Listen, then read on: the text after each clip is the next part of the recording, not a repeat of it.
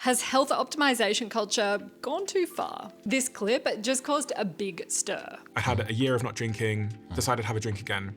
It ruined 3 days of my life. This is famous podcaster Stephen Bartlett, and a lot of people sent this to me as a sleep scientist who researches this stuff because Bartlett very closely tracks his sleep metrics. He quit drinking for a few years and then one night he had a few drinks. It meant that I got worse sleep that night, I ate more poorly the next day, and then I podcasted worse. I didn't go to the gym the day after. He has been mocked across the internet, and for me, seeing this clip everywhere was kind of strange because I ran this exact experiment. I quit drinking for 4 years and I didn't tell anyone about it online because I didn't want to become that metrics-obsessed person who talked about it in that kind of way and who came across as like morally superior. And the experiment taught me the opposite of what Bartlett learned. He's concluded with optimize everything, and my conclusion is just completely different. We will get there. Now, this might all surprise you because I do track my sleep. I'm a scientist, I like data, and I think it can be really helpful to have these numbers in the background, and over time, we can understand more about ourselves. But what modern influencer culture has done is taken this set of numbers that were designed to be helpful to us and interpreted them in a way that can actually be detrimental to our health. I think our modern obsession with the optimal perfect health metrics has gone too far. Extreme self-optimization has become trendy. You can protein max, fitness max, fiber max, looks max, and can perfectly schedule your use of every wellness product, like mouth tape and light therapy and saunas and peptides, in a way that will make your life optimal. And all of these trends have gained momentum from TikTok and Instagram and YouTube. And you might sit around and say, all of this seems a little bit silly, I don't pay attention to that. But the reality is, these trends are really influential because 40% of adults say they get health and wellness information from social media influencers or podcasts. And this is all very complex because the science behind a lot of what optimization culture pushes is in many cases real. Alcohol can have a negative impact on our sleep. Morning light can help our mood. Moving your body is a good thing, and more people paying attention to their health is really great. But at its core, an extreme level of health optimization is just unattainable to most people. So when we strive for this optimal level of health, while also living a regular life where you have demands from your job and family, it can backfire. And in the case of sleep, there are 3 main ways that this can happen. The first reason is that it can make you feel guilty for just doing normal things. Optimization culture can kind of take pieces of a normal human life and frame them as a series of tiny failures. Like, oh, you didn't hit your protein goals today because you went out and had pizza with friends, failure. You didn't hit your consistent bedtime because you were playing a video game for an hour past your bedtime, huge failure. You didn't hit your sleep score because there was a dog barking outside or your kid woke up or something like that, you're awful. And the cruel part of that, I think, is that guilt around not hitting those numbers and thinking that you're not good enough can actually disrupt your sleep. So you get into this cycle of having these goals and trying to optimize and not hitting them because you're just a normal human being and you feel bad about it, and that in turn can affect your ability to actually sleep. Like the bad feeling about having 1 glass of wine and everything that's done to your day and going on about it is probably worse for your sleep than just the 1 glass of wine. The second reason is it can really make you obsess over the data. And just to be clear, I'm not anti-tracking, I'm anti-obsession over data. Now, this is called sleep maxing. I spoke about sleep maxing on the news a couple of years ago. I'm wondering if the pursuit of trying to optimize our sleep has in fact gone too far. Sometimes it can. In an interview that I think was kind of bad because I seemed really nervous, but I was really nervous because I was heavily pregnant and probably nervous that I was about to go into labor. Perfect is often the enemy of good. If people are stressing about it, if this is causing them more anxiety in terms of comparing scores with other people or trying to do too many things at once, then it may be sensible to take all of the tips with a grain of salt and just back up and do what works best for you. An extreme amount of stress and anxiety over your health metrics actually has a clinical term. It's called orthosomnia. And although this wasn't the ideal time for me to go on live TV, it does show that this trend has some staying power. Sleep maxing started as a trend a couple of years ago where people were just doing everything to try to optimize their sleep score and to hit a perfect sleep score, 100 sleep score, which I think I'm good at sleep. I've never hit that. I don't think it's possible. And I'm not the only scientist to think that maybe we are all maxed out. But I don't think it's good for everyone to be trying to like max everything, you know, health maxing, sleep maxing, social maxing, whatever it may be.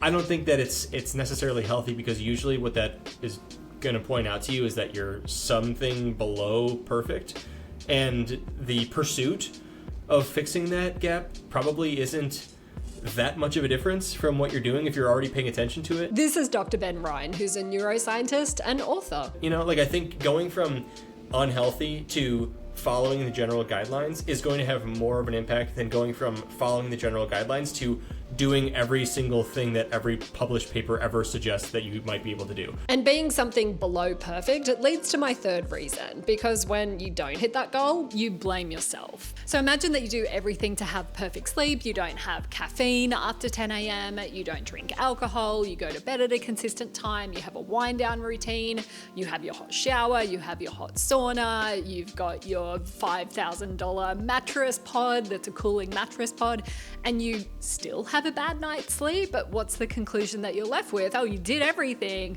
It must be you. Don't get me wrong, I really, really love that people are thinking about sleep and trying to improve their sleep and are doing all of these things, but I'm just saying at the same time, I think we need to keep reality in check as well. And the reality, unfortunately, and it's a big unfortunately, is there are a lot of things that can happen alongside all of these perfect things that we try that we can't control as much. One of these things is aging. Just as you age, you naturally wake up more during the night. So you might be waking up at 3 a.m. and that is just a function of you aging and actually nothing else.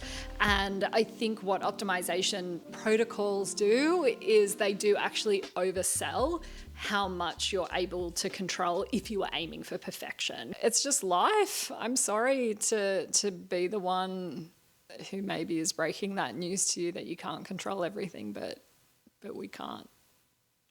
You can come close. And I think, you know, maybe Brian Johnson has done that, but that is not a regular life. And this part worries me because if you follow extreme optimization culture to its endpoint, you think you can control everything. Everything is within your control. So you do everything that you can to optimize that number and to hit that perfect score every night. And that looks like you declining invitations to social things, leaving the table early, leaving a party early so you can get home and have your perfect wind down routine in your sauna with all of the things and hit that consistent bedtime. Now, this might all sound extreme, but Brian Johnson, the biggest longevity influencer and most studied man in the world, eats his last meal of the day at 11 a.m. And when many people online follow this example, it can lead to fewer opportunities for real in-person human connection. Our brains need friends because we feel good around each other, because our brains have evolved to make it feel good to be around other humans.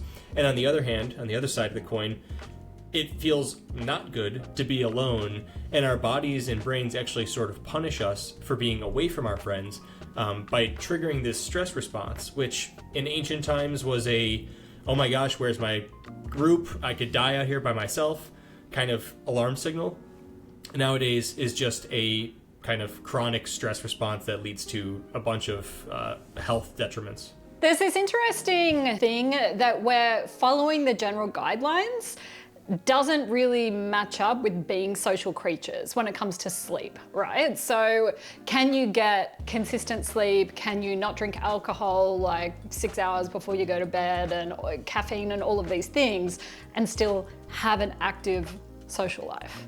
People ask me all the time, how does social interaction compare to sleep or to diet or to exercise? Like, how do you weigh them? For many people, the only interactions they have are when they are drinking alcohol. If you can socialize comfortably without alcohol, then you should do that. If you can only socialize with alcohol, then it's fine to drink alcohol. You know, what it kind of points to is like everyone's lived experience is unique, and whatever is best for you anecdotally and kind of experientially is probably a good thing to do to keep yourself happy and comfortable. And one thing Ben told me is that finding that balance also applies to socializing. Not everyone is extroverted enough to get benefits from socializing constantly.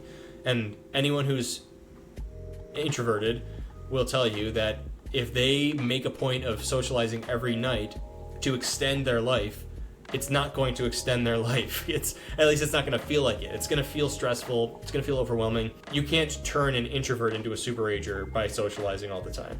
You should figure out what your level of extroversion is, and the more extroverted you are, kind of the higher your dose is for interaction. You can interact every day and benefit from it. And so I think this is why understanding your own reaction to events and realizing how things are truly impacting you emotionally and physically is probably the best guide you can possibly ask for. Now, thinking about this emotional impact on yourself, like Ben mentioned, was the exact reason why I started this 4-year personal experiment, why I stopped drinking. I was just going through a lot. I was grieving multiple family members, including my dad.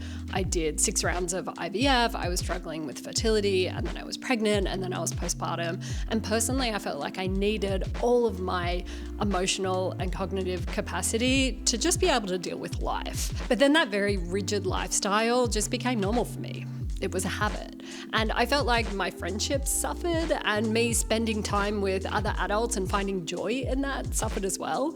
And I felt like I had to unoptimize to find balance. I think one of the things that metrics do to you, because you can optimize for something, you lose sight of the other things that matter and focus on the thing that the metric is measuring. This is my husband, and I wanted to ask my husband because he's had to sit through these past 4 years of me wanting regular bedtimes and non-alcoholic cocktails and wanting to leave every social function that we've ever gone to almost the minute that we've arrived. I don't know if you saw this clip. It was all over my algorithm, but different people have different algos, as they call it. And it was a clip of Stephen Bartlett on his podcast. He gave up drinking for 3 years. He had a few glasses of wine, and he said, "I had a couple of glasses of wine, didn't get drunk, it ruined 3 days of my life." Does this remind you of anyone? Yes. There were people that were being critical of him in this clip that I was watching, and I was like, try being married to Vanessa. So here's the thing. You sleep great compared to most of the population. By proxy, I have better sleep. But there are some trade-offs to this. And part of it is going out at night and doing stuff and wanting to stay up late and things. But I have been more fun lately. Yes, you've been you've been really fun lately. Did you change something lately? Why do you think you're more fun lately? No. You're fun all the time, to be clear.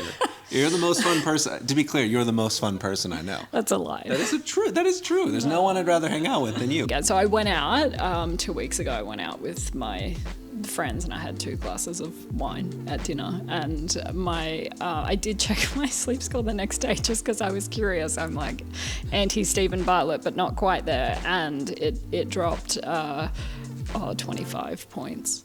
It was dramatic, yeah. But and I was kind of content with it, I will say. In my reaction to it, I was like, okay, I had a great night. Now, we've established that this kind of over-optimization and extreme optimization can be bad. We need balance and we need friends. But if you take one thing away from this video, I don't want it to be this. Don't blame the numbers. I'm a scientist. I love numbers. Some of this data, like knowing your heart rate or knowing how your sleep might change over time, can be really useful. We are all different, and knowing how you are different can be a really helpful metric in understanding yourself. It's this extreme obsession about these metrics in culture that is unhealthy. It can set unrealistic standards for the rest of us and can just make us feel bad. And health is ultimately about finding balance and not stressing and feeling good. As always, there's a written version of this video as an article on my Substack. It is all free. There's a lot of juicy stuff on there, like this 6-part series on screens and sleep. The link is in the description. Sweet dreams. I was going to cheers you to end this, but I actually didn't want to get demonetized. So this is just coconut water. Salute.